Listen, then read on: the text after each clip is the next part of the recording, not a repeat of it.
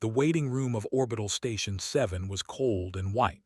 The lights buzzed softly above the rows of metal chairs. Hundreds of beings sat there, waiting for their names to be called. Some had 4 arms. Some had scales. Some had no faces at all, just smooth skin where eyes and mouths should be. The station was a hub for medical care in this sector of the galaxy. Ships came from dozens of worlds to seek treatment here. In the far corner, away from everyone else, sat a small creature named. Was a species that looked somewhat like a mix between a lizard and a cat. He had soft gray fur, green scales on his arms and legs, and large yellow eyes that never stopped moving. He was scared. His breathing was shallow and painful. Every few moments he would cough and blue liquid would come out. This was not normal.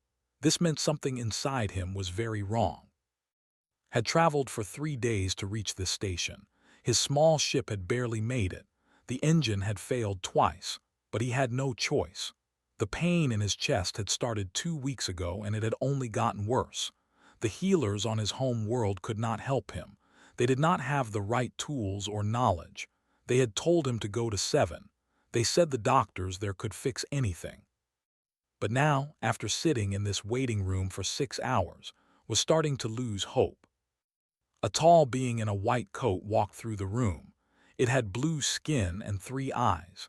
This was one of the senior species in the Galactic Council. They ran most of the medical stations in this part of space. They were known for their skill in surgery and their cold way of dealing with patients. They looked at a tablet in its hands. It called out a name. A creature with 8 legs stood up and followed the doctor through a door, watched them go. He wondered when his turn would come. Another hour passed, then another. His coughing grew worse. The blue liquid was coming out more often now. Some of the other patients moved away from him. They did not want to catch whatever he had. Finally, a nurse approached him, looked up with hope in his eyes. The nurse said, its voice was flat and without emotion, "You have been waiting for registration." "Yes," said, his voice was weak. "I need to see a doctor, please. Something is wrong inside me." The nurse looked at its tablet. It scrolled through some information. Then it looked back at with its 3 cold eyes. "Your species is listed as Tier 4, the nurse said. "This station only provides full care for Tier 2 and above. You are not covered." "Did not understand. What does that mean? I am sick, I need help." "It means," the nurse said slowly, as if talking to a child, "that your species has not contributed enough to the Galactic Council. Your world does not pay medical taxes. Therefore, you cannot receive treatment here." Felt his heart sink. "But I can pay, I have credits. I sold my ship to get here, please." The nurse shook its head. "It is not about personal payment. It is about species classification. Your kind is not eligible. Those are the rules." "But I will die," said. The words came out as a whisper. The nurse looked at him for a long moment. There was no sympathy in its eyes. "Then you should have been born into a better species. Please leave the waiting area. You are disturbing the other patients." Did not move. He could not move. His legs felt like they were made of stone. He just sat there, staring at the floor as the nurse walked away. The hours continued to pass, stayed in his corner. No one came to help him. No one even looked at him. He was invisible. He was nothing. He was just a Tier 4 creature waiting to die in a cold, white room. The lights in the station began to dim. Night's cycle was beginning. Most of the patients had been seen or had left. The waiting room was almost empty now. Had not eaten in 2 days. He had not slept in 3. The pain in his chest was now a constant fire. He closed his eyes and thought about his home. He thought about the green forests and the warm rivers. He thought about his family. He would never see them again. He had come so far, and for what? To be told he was not good enough. To be told his life did not matter. Then he heard footsteps. Opened his eyes. Someone was walking toward him. It was not this being was different. It walked on 2 legs. It had pink skin, no scales, no fur. It had 2 eyes, both brown and warm. It wore a white coat like the others, but there was something different about the way it moved. It moved with purpose. It moved like it cared. The being stopped in front of. It looked down at him with a gentle expression. "Hello there," the being said. Its voice was soft and kind. "My name is Dr. Sarah. I'm a human. I noticed you've been sitting here for a long time. Are you okay?" Looked up at her. He had heard of humans. They were a young species, new to the galactic community. They had only been traveling among the stars for a few hundred years. Most other species did not take them seriously. They were considered primitive and emotional. "I am sick," said, "but they will not help me. They say my species is not good enough." Doctor's face changed. Her eyes narrowed, her jaw tightened. "What do you mean, not good enough?" "I am Tier 4, explained. "The nurse said Tier 4 species cannot receive care here." Doctor was quiet for a moment. Then she did something that did not expect. She laughed, but it was not a happy laugh. It was a laugh of disbelief and anger. "Tier 4, she repeated. "What kind of nonsense is that?" She knelt down so that she was at level. She looked into his eyes with a warmth that made him want to cry. "Listen to me," she said. "Where I come from, we have something called the Oath. It's a promise that doctors make. We promise to help anyone who needs help. We don't care about species or classification or how much money you have. If you're sick, we help you. That's it. That's the rule." Blinked, but the said. "I don't care what the said," Doctor interrupted. "I'm a doctor, you're a patient. That's all that matters to me." She reached out and put her hand on shoulder. Her touch was gentle and warm. "Can you tell me what's wrong?" she asked. Coughed again. Blue liquid came out of his mouth. Doctor's eyes widened, but she did not pull away. She just nodded slowly. "Okay," she said. "That looks serious, but don't worry, I'm going to help you, I promise." She stood up and offered her hand too. He looked at it, not sure what to do. "Take my hand," she said. "I'm going to take you to my clinic. It's not as fancy as this place, but I have everything I need to figure out what's wrong with you." Reached out and took her hand. Her grip was firm but gentle. She helped him stand up. "What about the rules?" asked. "Won't you get in trouble?" Doctor smiled. It was a warm smile, but there was steel behind it. "Let me worry about that," she said. "Right now, my only job is to help you get better." She put her arm around to support him. He was weak, and his legs shook as he walked, but with her help he managed to move forward. As they walked toward the exit, looked back at the waiting room. The cold white lights, the empty chairs, the uncaring eyes of the station staff. He had thought he would die there. But then a human had come. A human had cared. Doctor said softly, "Yes. Thank you." She squeezed his shoulder gently. "Don't thank me yet. We've got a lot of work to do, but we'll figure this out together, okay?" Nodded. For the first time in weeks, he felt something he had almost forgotten. He felt hope. Dr. Sarah's clinic was small. It was located in the lower levels of Orbital Station 7, in a section where the lights flickered and the walls were covered in old metal patches. This was where the workers lived. The cleaners, the mechanics, the cargo handlers, the people who kept the station running but were never seen by the important visitors above. Sarah had set up her clinic here 3 years ago. She had come to this sector of space as part of Earth's medical outreach program. The program was simple: send human doctors to places that needed help, provide care to anyone who needed it, no questions asked, no payment required.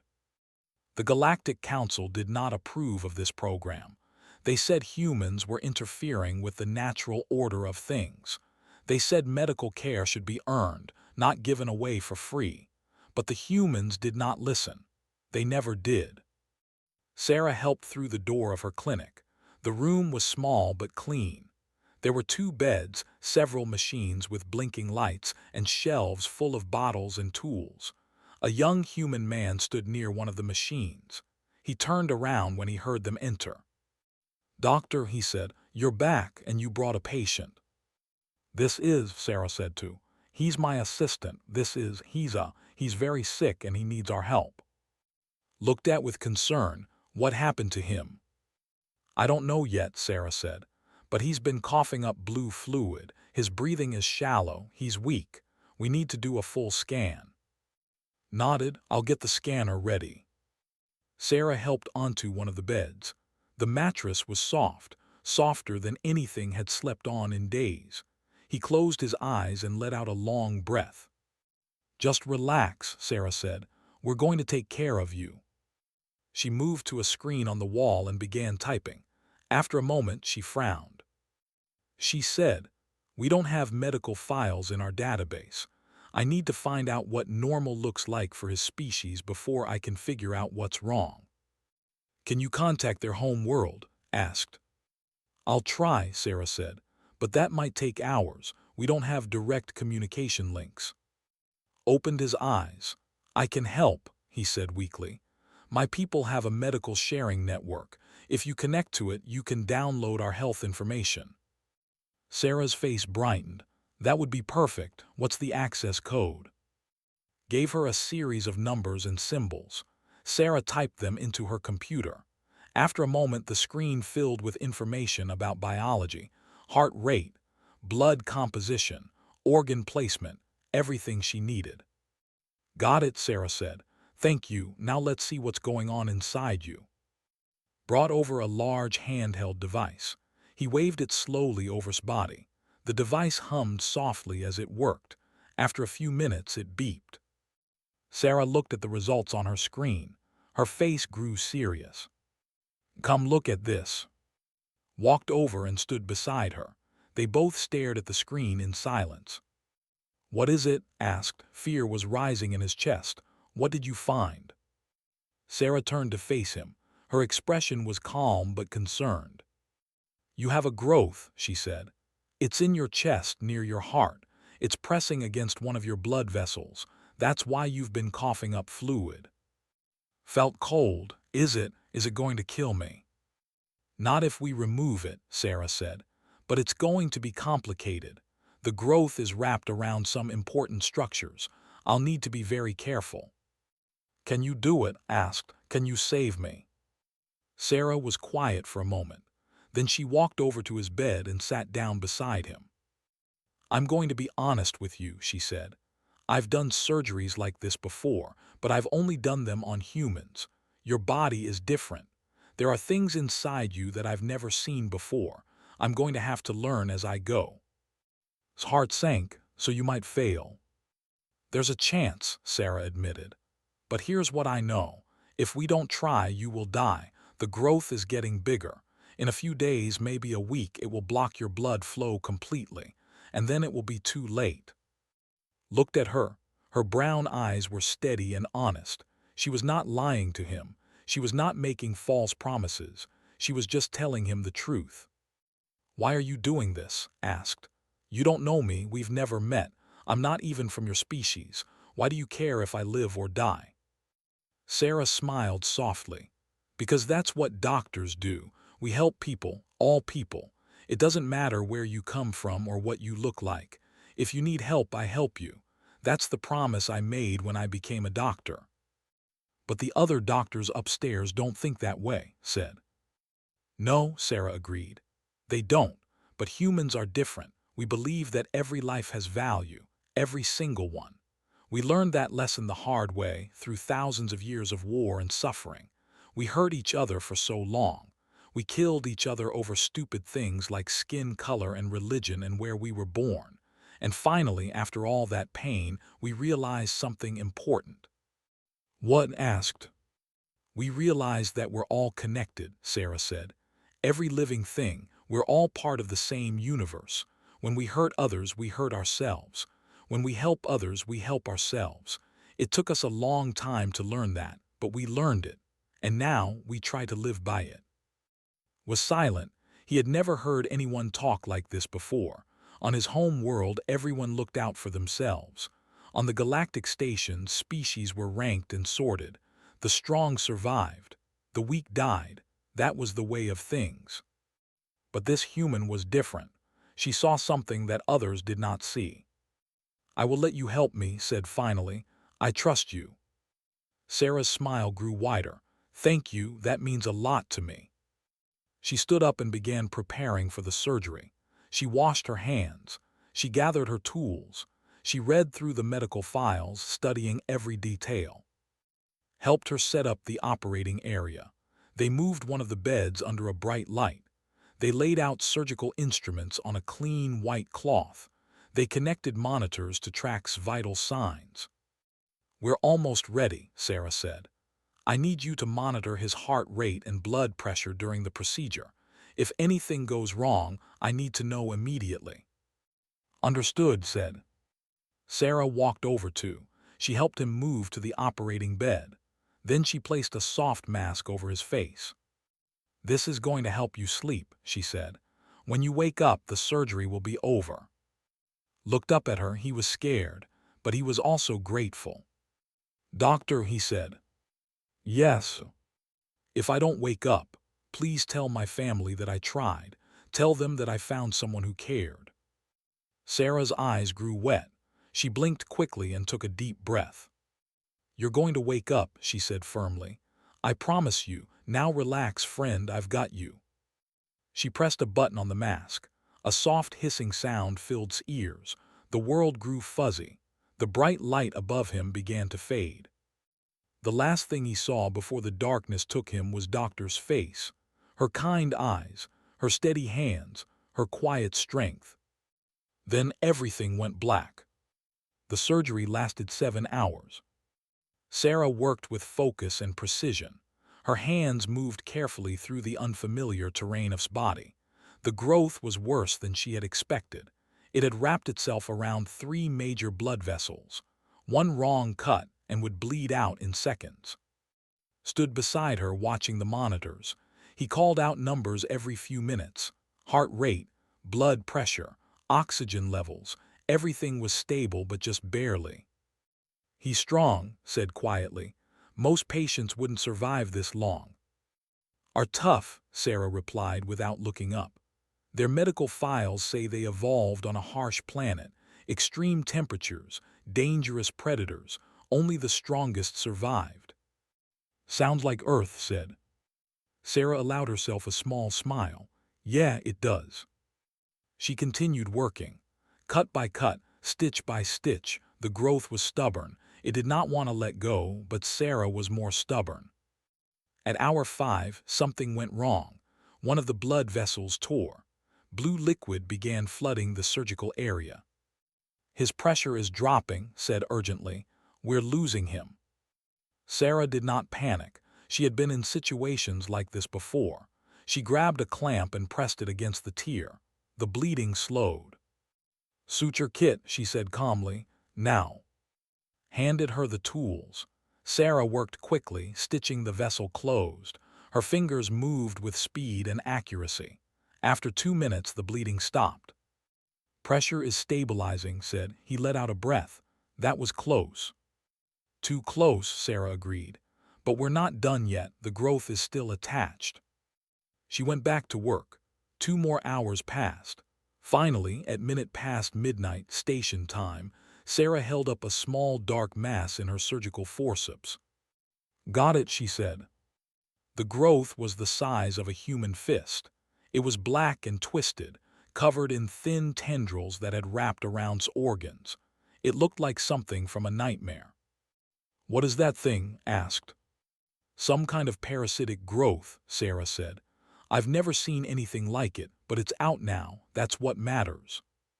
She placed the growth in a sealed container and began closing its chest. The stitches were neat and careful.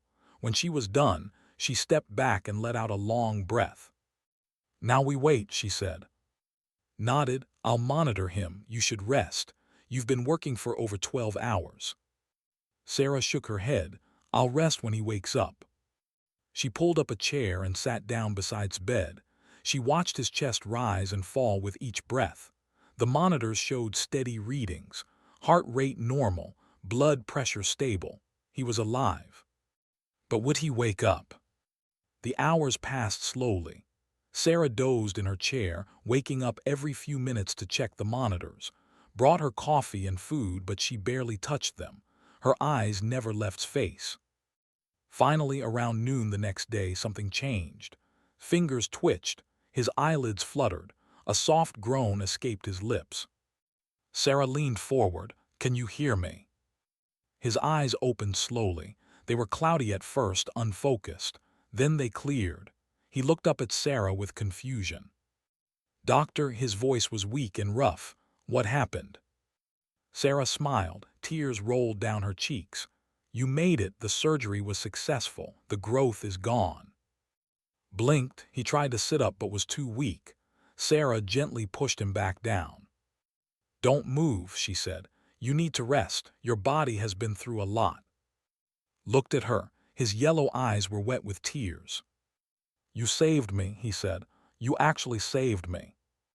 "I told you I would," Sarah said. "I keep my promises." For a long moment they just looked at each other.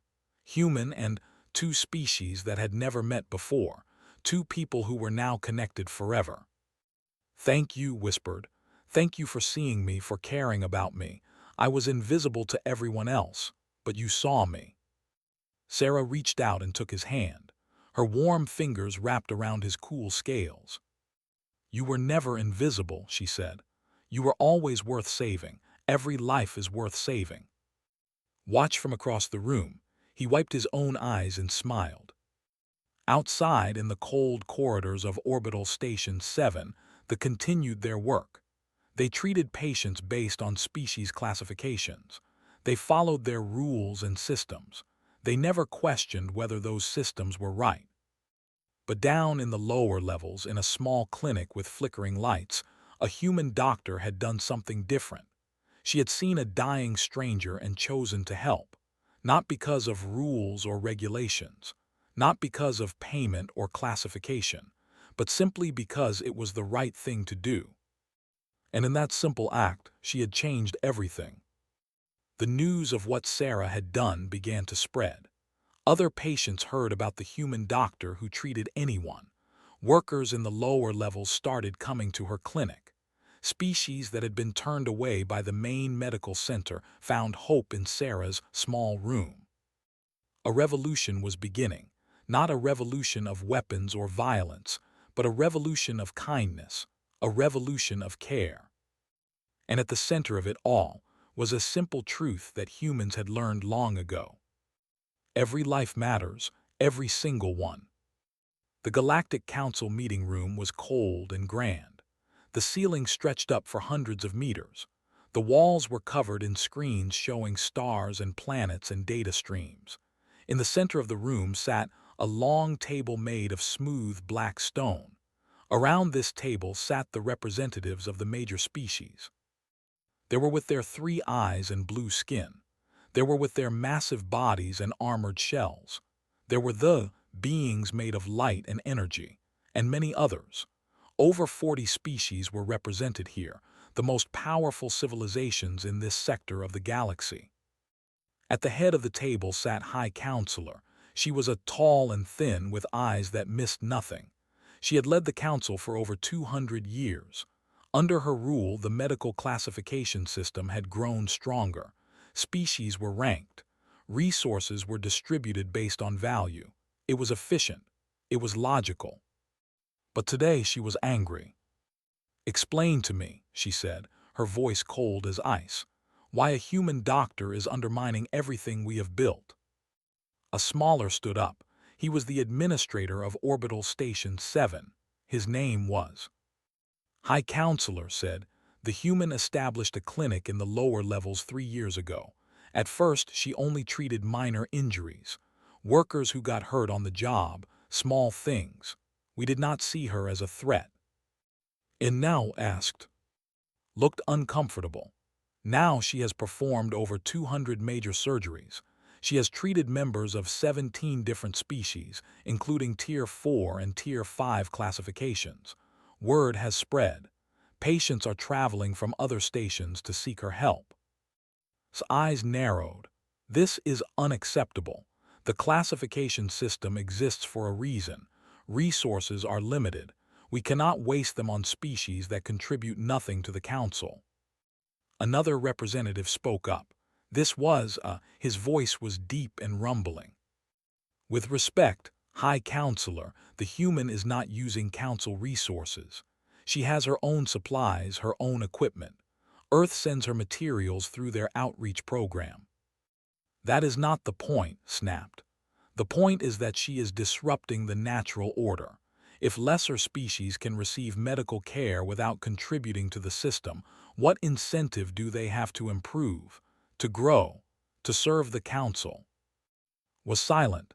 He did not agree with, but he was afraid to say so. A soft voice spoke from the far end of the table.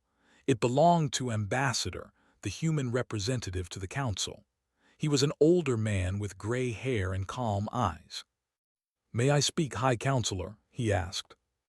Waved her hand. "Speak, but choose your words carefully." Stood up slowly. He looked around the table at all the different faces. Some were hostile, some were curious, some showed no emotion at all. "On Earth," he began, "we have a long history of conflict. For thousands of years we divided ourselves into groups, nations, races, religions. We fought over territory, over resources, over ideas. Millions died in our wars. Entire civilizations rose and fell." He paused, letting his words sink in. "But through all that suffering, we learned something important. We learned that when we help each other, we all become stronger. When we divide ourselves, we all become weaker. This is not philosophy. It is simple mathematics. A healthy society cannot be built on the suffering of its members." His expression did not change. "Your species is young.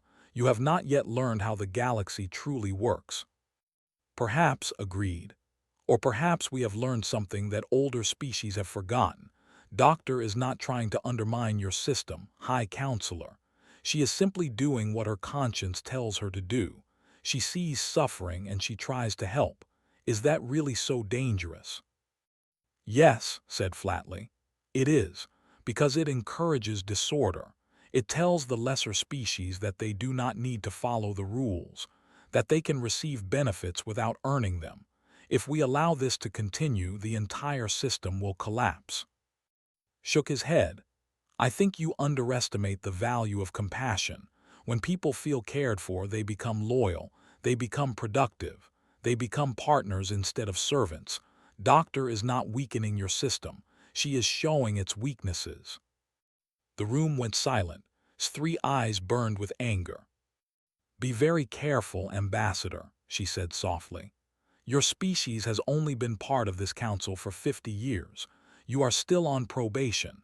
If Earth continues to cause problems, that probation can be revoked." "Is that a threat?" asked calmly. "It is a fact," replied. "Now I have made my decision. The human doctor will be removed from Orbital Station 7. Her clinic will be closed.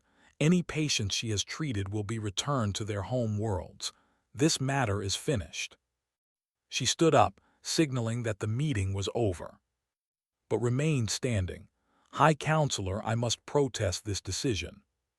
"Your protest is noted," said without looking at him. "It is also." She walked out of the room. The other representatives followed, some looking back with sympathy, others with contempt. Stood alone in the empty meeting hall. He took a deep breath and pulled out his communication device. "Get me Doctor," he said. "We have a problem." Back on 7, Sarah was tending to when her communicator buzzed. She stepped away from his bed and answered the call. "Ambassador," she said, "is everything okay?" "No," replied. His voice was tired. "The council has ordered your clinic to be closed. They're sending officials to remove you from the station." Sarah's heart sank. "When?" "Tomorrow morning. I tried to stop them but wouldn't listen. I'm sorry, Sarah, I failed you." Sarah was quiet for a moment. She looked around her small clinic, at the beds, at the equipment, at the patients who had come to trust her. "You didn't fail me," she said finally. "You did your best. That's all anyone can do." "What will you do?" asked. Sarah thought about the question. She thought about the thousands of light years between her and Earth. She thought about the cold eyes of the nurse who had turned away. She thought about all the patients who had nowhere else to go. "I'm not leaving," she said. "Sarah, if you stay, they'll arrest you. They might imprison you. They might even—" "I know," Sarah interrupted. "I know the risks, but I made a promise to these people. I told them I would help them. I told them I would not abandon them. If I leave now, everything they believed about humans will be proven wrong. They will think we are just like everyone else, that we only care about ourselves." "This isn't just about you," said. "If you defy the council, it could have consequences for all of Earth." "Then let it," Sarah said. Her voice was steady. "Let the galaxy see what humans are made of. Let them see that we don't back down when things get hard. Let them see that we stand by our principles, even when it costs us everything." There was silence on the other end of the line. "You're brave," finally said. "Foolish perhaps, but brave." "Maybe those are the same thing," Sarah replied. She ended the call and turned back to her patients, was watching her from his bed. His yellow eyes were wide. "They're coming for you, aren't they?" he asked. Sarah walked over and sat down beside him. "Yes, tomorrow morning." "What will you do?" Sarah smiled. It was a tired smile, but there was strength in it. "I'm going to do what I've always done," she said.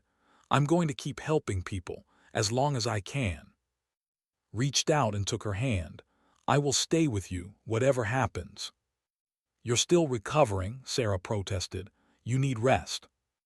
"I need to stand by my friend," said. "That is more important than rest." Sarah's eyes filled with tears. She squeezed his hand gently. "Thank you." That night neither of them slept. They sat together in the small clinic waiting for the dawn. Outside, the station continued its endless rotation. Stars wheeled past the windows. Ships came and went. Life went on. But in that little room something was changing. Something was growing. A bond had formed between human and alien. A bond that no council could break. And as the first light of morning crept through the windows, they were ready. Whatever came next, they would face it together. The morning came too quickly. Sarah stood in the doorway of her clinic, watching the corridor. Her hands were steady, but her heart was racing. Behind her was preparing the patients for possible evacuation. Sat on the edge of his bed, weak but determined. The first sign of trouble was the sound of marching feet. Then the lights flickered as the station's security systems activated. Then they appeared.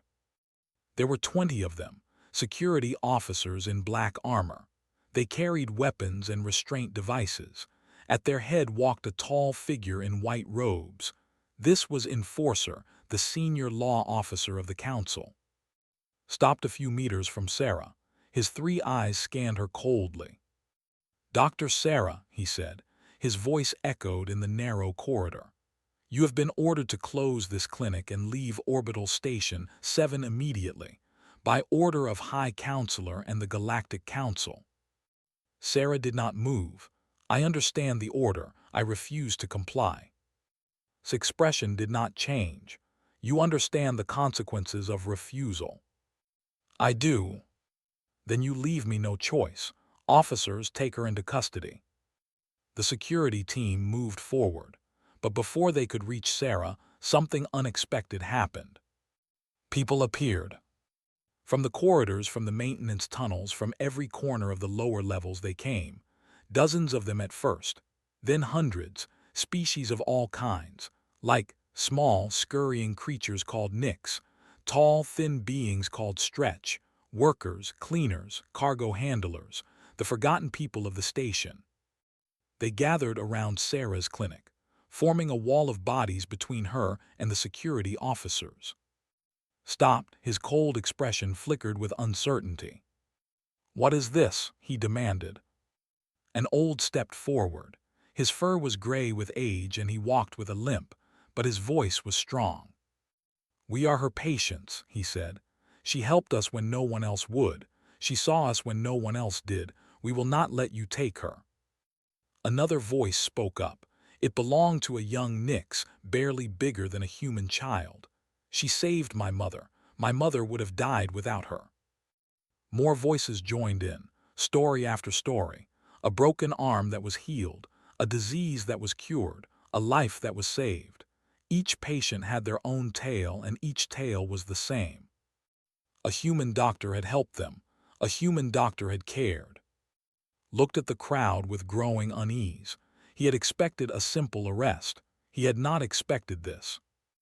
"You are all in violation of council law," he announced. "If you do not disperse immediately, you will all be arrested." No one moved. "This is your final warning," said. His voice was harder now, but there was a crack in it. "Stand aside or face the consequences." An old pushed her way to the front of the crowd. She was massive, even by the standards of her species. Her shell was from decades of hard labor. She looked at with eyes that had seen everything. "I have worked on this station for 40 years, she said. "I have cleaned your floors. I have fixed your machines. I have carried your cargo. In all that time, not once has any doctor looked at me. Not once have they cared whether I lived or died." She pointed at Sarah. But she cared. She saw me not as a Tier 3 classification, but as a person. She treated my pain when I had nothing to pay her with. She gave me back my dignity. The old took a step closer too. Despite her age, she was still imposing. "You want to take her," she said. "You'll have to go through all of us." The other patients murmured in agreement. The crowd pressed closer together. They were not armed. They were not trained fighters, but they had something that the security officers did not have. They had conviction. His hand moved toward his weapon, but then he hesitated. He looked at the faces in the crowd. He saw determination there. He saw unity. He saw something he had never seen before among the lower species. He saw hope. "This is madness," muttered. He turned to his officers. "Stand down. We are not equipped to handle this." The security officers looked relieved. They lowered their weapons and stepped back. Turned to Sarah. His expression was unreadable. "This is not over," he said. "The council will not tolerate this defiance. There will be consequences." "I know," Sarah said calmly, "but I'm not doing this for the council. I'm doing it for them." She gestured at the crowd around her. "They deserve better than what your system gives them. They deserve to be treated as equals." Stared at her for a long moment. Then, without another word, he turned and walked away. His officers followed. The crowd erupted in cheers. Patients hugged each other. Some wept with relief. The old walked over to Sarah and placed a massive hand on her shoulder. "Thank you, doctor," she said, "for standing with us." "You stood with me," Sarah replied. "That took more courage than anything I've ever done." The celebration continued for hours, but Sarah knew this was only a temporary victory. The council would not give up so easily. They would find another way to close her clinic. They would find another way to silence her. But for now the clinic was open. The patients were safe. That was what mattered. As the crowd began to thin, walked over to Sarah. He was still weak, but he refused to stay in bed. "What happens now?" he asked. Sarah looked at him. She looked at the other patients who had stood by her side. She looked at the small, simple clinic that had become a symbol of something much larger. "Now we keep going," she said. "We treat patients, we help people, we show the galaxy what compassion looks like. And when the council comes back, we'll be ready together." Nodded, a small smile crossed his face. "I never thought my life would mean anything. I was just a Tier 4 nobody important. But you showed me that I was wrong. Every life matters, that's what you said." "And I meant it," Sarah replied. "I want to help," said. "I want to be part of this. When I'm healthy again, I want to learn medicine. I want to help others the way you helped me." Sarah's eyes widened. That's wonderful, but it will be hard. Medical training takes years." "I don't care how long it takes," said. "I want to make a difference. I want to be like you." Sarah felt tears forming in her eyes. She reached out and hugged gently, careful not to hurt his healing body. "You already are," she whispered. In the days that followed, word of what had happened on Seven spread throughout the galaxy. Other species heard the story of the human doctor and the patients who defended her. The news traveled through trading ships and message beacons, from station to station, from world to world.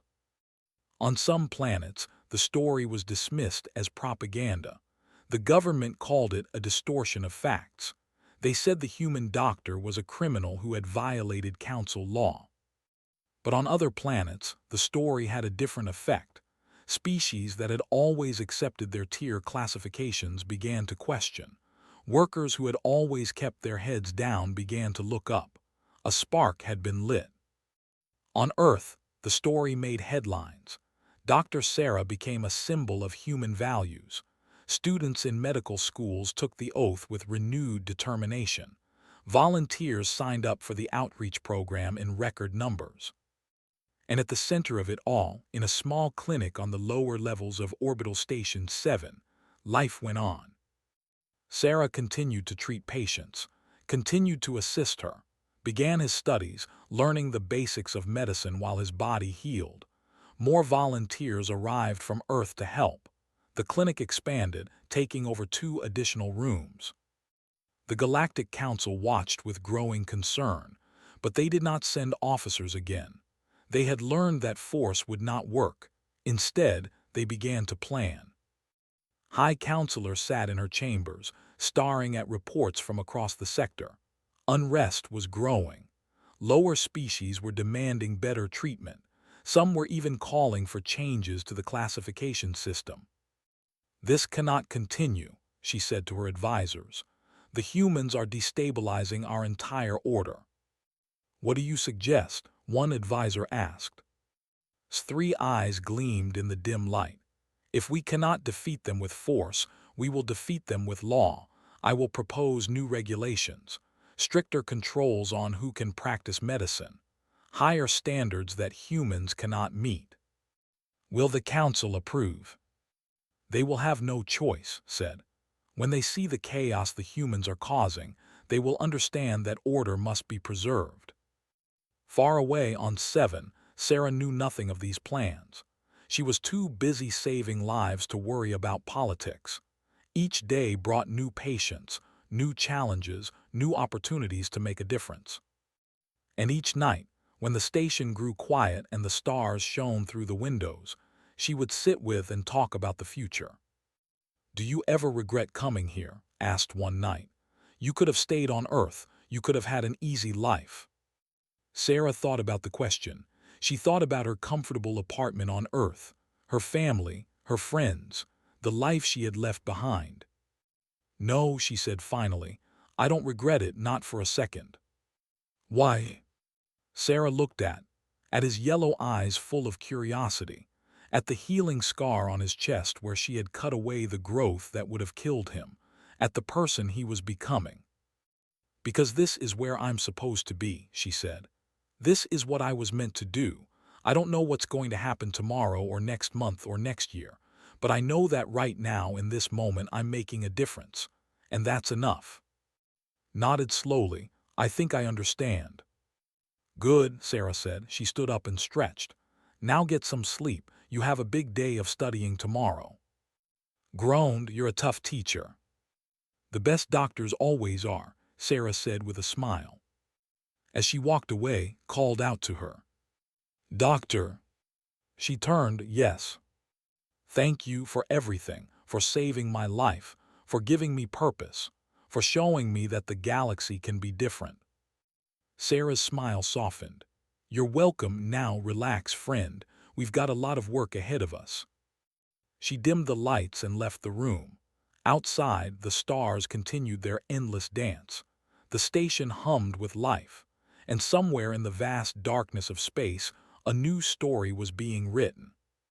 A story of compassion, a story of courage, a story of a young species called humans who had dared to be different. The story was far from over. In fact, it was just beginning.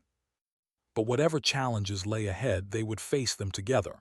Human and alien, doctor and patient, friends. And in the end, that was what mattered most. Not species or classification, or the cold rules of a distant council.